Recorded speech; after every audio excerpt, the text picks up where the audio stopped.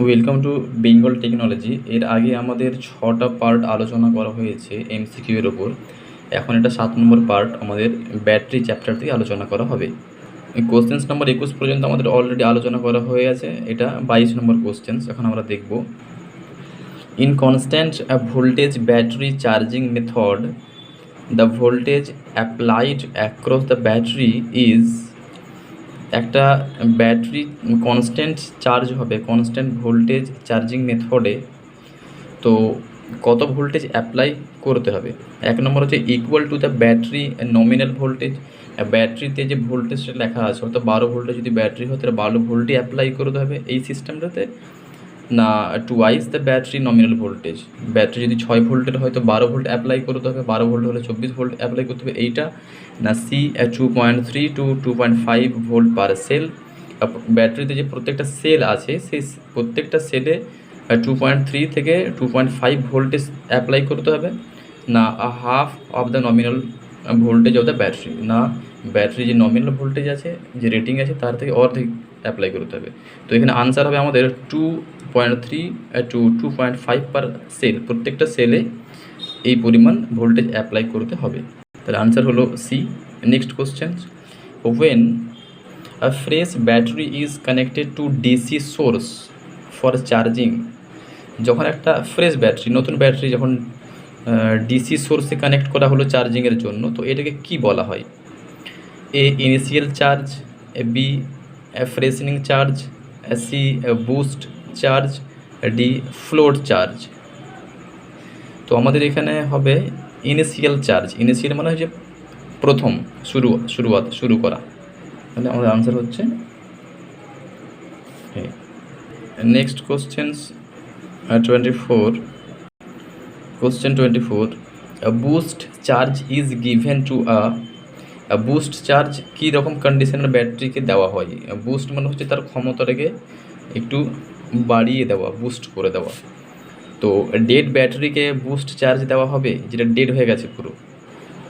B হচ্ছে battery in danger of becoming over discharged during a working shift. একটা battery আছে যদি 12 ভোল্টের হয় তো ওটাকে এমন তো সম্পূর্ণভাবে ওটা ডিসচার্জ হয়ে গেছে। এবার সম্পূর্ণভাবে ডিসচার্জ হয়ে যাওয়ার পরেও তার সঙ্গে লোড কানেক্ট করে যদি রাখা হয় তাহলে কী হবে? সেটাকে ওভার ডিসচার্জ বলা হয়।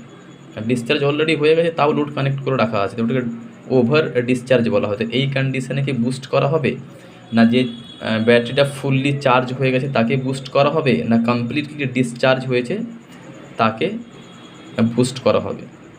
তো এখানে বি নম্বর আনসারটা হবে battery in danger of becoming over discharge during a working shift. যখন লোড কানেক্ট করা আছে ওভার ডিসচার্জ করা হবে, তার যে ক্ষমতা তার থেকেও বেশি লাগিয়ে দেওয়া হয়েছে, তাহলে সেক্ষেত্রে আমাকে বুস্টিংটা করতে হবে।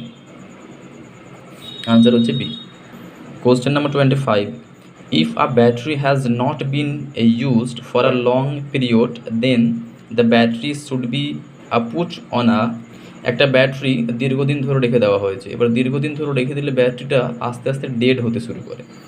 তো এই ধরনের ব্যাটারিকে যখন প্রায় নষ্টের দিকে, তখন সেই ব্যাটারিটাকে কীভাবে আবার রিপেয়ার করা যেতে বা পূর্বের অবস্থায় ফিরিয়ে আনা যেতে পারে, তার জন্য কোন প্রসেসটা আমাকে করা দরকার? সেই জন্য ব্যাটারিগুলোকে মাঝে মধ্যে চার্জিং ডিসচার্জিং করা অবশ্যই দরকার, নাহলে ব্যাটারি নষ্ট হয়ে যাবে। তো এখানে কি করতে হবে? If a battery has not been used for a long time, দীর্ঘদিন ব্যবহার হয়নি, then the battery should be put on a, কী করতে হবে? ফ্লোট চার্জ দিতে হবে, না বুস্ট চার্জ করতে হবে, না ট্রিকল চার্জ করতে হবে, না ফ্রেশনিং চার্জ করতে হবে? তো এখানে ট্রিকল চার্জ মানে হচ্ছে একটা ব্যাটারিকে তার যে অ্যাম্পিয়ার আছে, একটা ব্যাটারি যদি 10 অ্যাম্পিয়ার থাকে তাহলে সেটাকে 10 মিলি অ্যাম্পিয়ার এর ধরনের একটা কম কারেন্ট দিয়ে ওটাকে দীর্ঘ সময় ধরে প্রায় 1 সপ্তাহ ধরে রেখে দিতে হবে। একটা ডেড ব্যাটারিকে যদি সতেজ করতে হয় তো এই প্রসেসটা ফলো করতে হবে, ট্রিকল চার্জিং বলা হয়। খুব স্লো মেথডে খুব স্লো অ্যাম্পিয়ার দিয়ে সেটাকে মোটামুটি 1 সপ্তাহ থেকে 10 দিন পর্যন্ত যদি রেখে দেওয়া হয় তাহলে ওই ব্যাটারিটা ধীরে ধীরে ঠিক হয়ে যায়, রিকভার হয়ে যায়। এই স্লো চার্জিং মেথডটাকে বলা হয় ট্রিকল চার্জিং মেথড। এটা 1:100 করা হয়। অর্থাৎ ব্যাটারি রেটিং যদি 100 অ্যাম্পিয়ার আছে, তাহলে সেটাকে 1 অ্যাম্পিয়ার একটা চার্জ দিয়ে প্রায় 1 সপ্তাহ থেকে 10 দিন চার্জ করতে হবে, স্লো চার্জিং মেথড। তাহলে ব্যাটারিটা রিকভার হয়ে যাবে। তাহলে এখানে আমাদের আনসার হচ্ছে C, trickle charge. Question number 26. In order to charge a 6-volt battery in constant voltage charging method, the DC output of the charger should be, একটা ব্যাটারি আছে 6 ভোল্টের, সেটাকে আমি ডিসি চার্জার দিয়ে চার্জ করছি। তো ওই চার্জারের আউটপুটটা কত হবে? ব্যাটারি 6 ভোল্টের, তাহলে ওখানে চার্জারটা কত ভোল্টের হলে কনস্ট্যান্ট চার্জিং হবে? 6 ভোল্টের চার্জার হতে হবে, বি 7 ভোল্টের হতে হবে, 8 ভোল্টের হতে হবে, না 9 ভোল্টের হতে হবে। তাহলে একটা কথা মনে রাখতে হবে, যখন যে ভোল্টের ব্যাটারি, তার থেকে কিন্তু কিছুটা বেশি ভোল্টেজ দিতে হয়, তবেই ব্যাটারিটা চার্জ হবে। 6 ভোল্টের ব্যাটারির ক্ষেত্রে এখানে 7 ভোল্টটা হচ্ছে দিলে কনস্ট্যান্ট চার্জিং হয়ে যাবে, 1 ভোল্ট বেশি দিতে হবে। Question number 27. The ratio of normal charging current to the trickle charging current is, যেটা আমি আগে বললাম, ট্রিকল চার্জিং কখন করা হয়? যখন ব্যাটারিটা প্রায় দীর্ঘদিন ধরে ওকে ইউজ করা হয়নি, ডিসচার্জিং করা হয়নি, তখন আমাকে ট্রিকল চার্জিং মেথড দিয়ে ব্যাটারি সেলটাকে ঠিক করতে হয়। তো এখানে বলা হচ্ছে the ratio of normal charging current to the trickle charging current. Normal চার্জিংয়ের থেকে ট্রিকল চার্জিংটা, তাদের যে অনুপাতটা সেটা কেমন? 1:2, 1:10, 1:20, না 1:100? তো নর্মাল চার্জিং মেথড যদি 100 অ্যাম্পিয়ার হয়, 100 অ্যাম্পিয়ারের যদি হয়, তাহলে ট্রিকল চার্জিং মেথডে সেটাকে 1 অ্যাম্পিয়ার দিয়ে করতে হবে চার্জ। একটা ব্যাটারি আছে যেটাকে হয়তো 100 অ্যাম্পিয়ার দিয়ে 100 অ্যাম্পিয়ারের চার্জার দিয়ে সেটাকে চার্জ করা হচ্ছে, কিন্তু যদি সেটাকে আমি ট্রিকল চার্জিং মেথড করি, তাহলে ওটাকে আমাকে 1 অ্যাম্পিয়ার চার্জিং দিয়ে ওটাকে 7 থেকে 10 দিন, 12 দিন, এই ধরনের একটা লং টাইমের জন্য চার্জে বসাতে হবে, তবেই ব্যাটারিটা ঠিক হবে। তাহলে আমাদের আনসার হচ্ছে এইটা। Question number 28. Which type of battery is generally used in emergency light? Emergency লাইটে সাধারণত কোন ব্যাটারিটা ইউজ করা হয়? প্রাইমারি তো ইউজ করা হবে না, কারণ হচ্ছে যে প্রাইমারিটা ইউজ অ্যান্ড থ্রো হয়, ইউজ করে ওটাকে ফেলে দিতে হয়। এই ধরনের এমার্জেন্সি লাইটে সবসময় চার্জেবল হয় এমার্জেন্সি লাইট, সেখানে প্রাইমারি হবে না।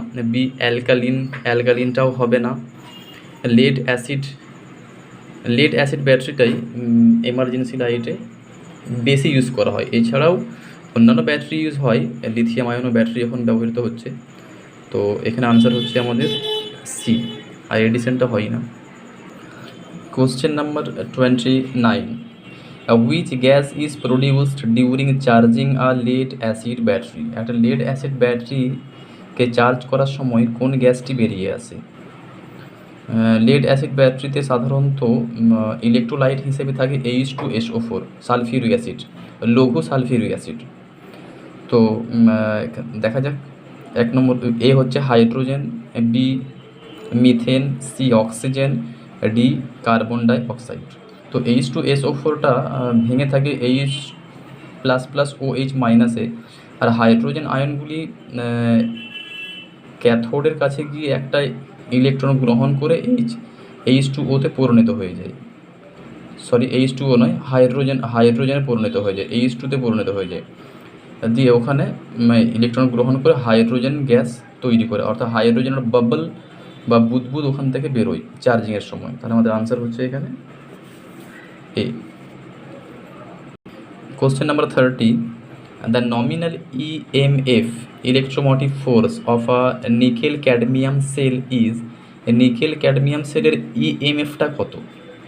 প্রত্যেকটা সেলের EMF কত? এটা মুখস্থ রাখতে হবে। এটা হচ্ছে 1.25।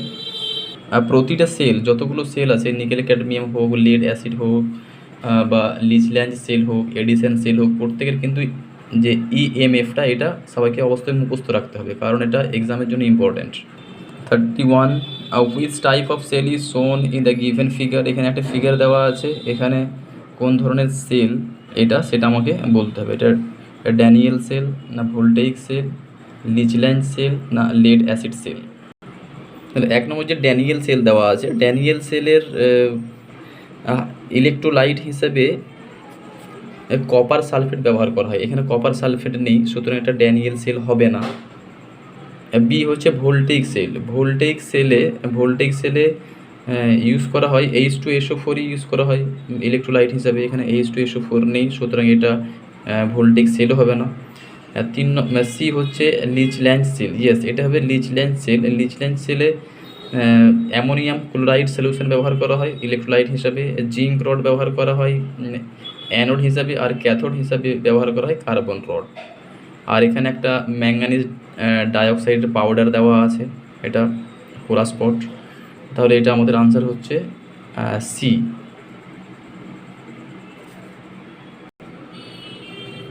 আর লেড অ্যাসিড সেলে তো ব্যবহার করা হয় লেড অক্সাইড আর তার সঙ্গে H2SO4, সুতরাং আনসার হচ্ছে C. Question number 32, as compared to a lead acid cell, the efficiency of a nickel iron cell or Edison cell is less due to lead acid সেলের থেকে নিকেল আয়রন সেল, ওটাকে আর একটা Edison সেলও বলা হয়। Nickel iron sell আর Edison sell একই জিনিস। তো lead acid সেলের তুলনায় নিকেল আয়রন সেলের কর্মদক্ষতাটা কম, এফিসিয়েন্সি কম। কী জন্য? এ লোয়ার ইএমএফ, এডিসন সেলে কম ইএমএফ তৈরি হয়। B smaller quantity of electrolyte, এটাতে ইলেকট্রোলাইট অর্থাৎ যে লিকুইডটা সেটা কম ব্যবহার করা, কোয়ান্টিটি কম ব্যবহার করা হয়। সি হায়ার ইন্টারনাল রেজিস্ট্যান্স, এর এডিসন সেলের ইন্টারনাল রেজিস্ট্যান্সটা বেশি। না D compactness of the cell, ওটা খুব কম্প্যাক্ট ছোট হিসাবে সেজন্য আর আবদ্ধ। তো এখানে আমাদের আনসার হচ্ছে সি, এর ইন্টারনাল রেজিস্ট্যান্সটা লেড অ্যাসিড তুলনায় বেশি, সেজন্য তার এফিসিয়েন্সিটা লেড অ্যাসিড সেলের তুলনায় কম। তাহলে আনসার হচ্ছে সি, ইন্টারনাল রেজিস্ট্যান্স বেশি। Question number 33, the disadvantage of constant current battery charging method is, একটা কনস্ট্যান্ট চার্জিং মেথডে একটা ব্যাটারিকে চার্জ করা হয়, কিন্তু তার একটা অসুবিধে আছে, ডিসঅ্যাডভান্টেজ আছে। সেটা কি? A its charge efficiency is low, charge করার দক্ষতাটা কম এইটা। না it takes comparatively long time to charge a battery fully, একটা ব্যাটারিকে ফুল চার্জ করতে বেশি সময় লাগে।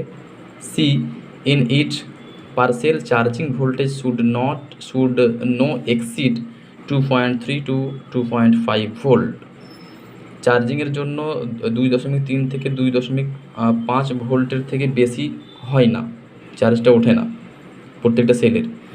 D all the 3 problems stated above, না 3টে প্রবলেমই যেটা উল্লেখ করা হলো।